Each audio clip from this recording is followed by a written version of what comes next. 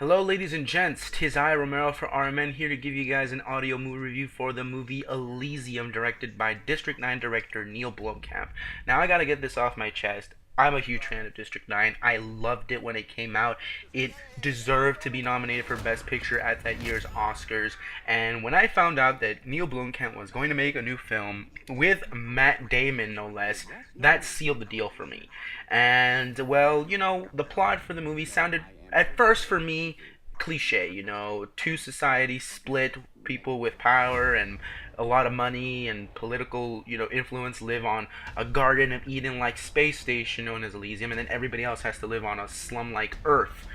And I kind of felt that sounded a little cliche because we've seen this story before between split societies, poor, rich, stuff like that, and someone trying to find a way to change that. And at first I thought, okay, this is probably going to be a very simple plot, nothing to it. There is a lot more to this story than I could have ever even imagined. So basically what happens is Matt Damon is ill due to an accident at work.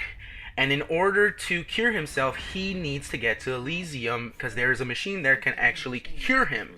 And he also decides during this quest that he wants to also bring equality back between Elysium and people who live on Earth. So in order to do that, he gets some help from some very shady guys, and they give him this exoskeleton suit that increases his strength, his running, his jumping, he's basically like a superhuman in this exoskeleton thing. And he will use it to get to Elysium. And the movie's plot basically just takes on off from that.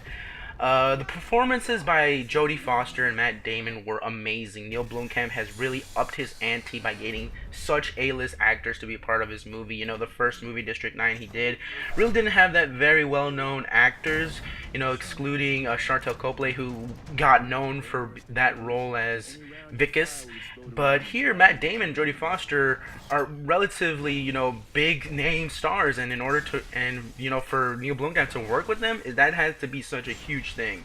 So, I loved Matt Damon's performance. He definitely kicked ass as the hero in this movie, and Jodie Foster also did a great job as this, basically someone who just wants to do their job, wants to protect Elysium from being, overrun. And I liked that character. It felt justified.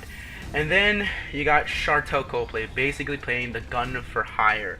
And this is awesome seeing him in this role because in District 9 he was in Matt Damon's role basically, a guy fighting for the little guys while getting hunted by an assassin. And now he in this movie is the assassin, and that's awesome because he has this on-screen presence when he comes on as Kruger that is just so bone-chilling and intense and insane that every time he came on screen for this movie, I just lost it because it was just like I could not look away from the screen.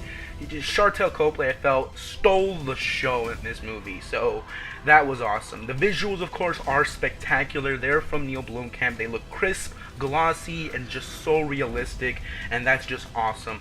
All around, this movie was action-packed, great performances, and I loved it. This gets, without a doubt, a popcorn and soda combo rating for me, the highest rating ever. So anyways, I hope you guys enjoyed this review, and as always, I got your back, so you're on track.